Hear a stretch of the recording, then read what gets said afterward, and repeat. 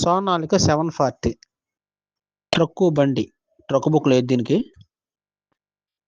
దీని మోడల్ వచ్చి 2017. ట్రక్కు బండి కలిపి 4,30,000 చెబుతున్నారు, మాట్లాడుకోవచ్చు.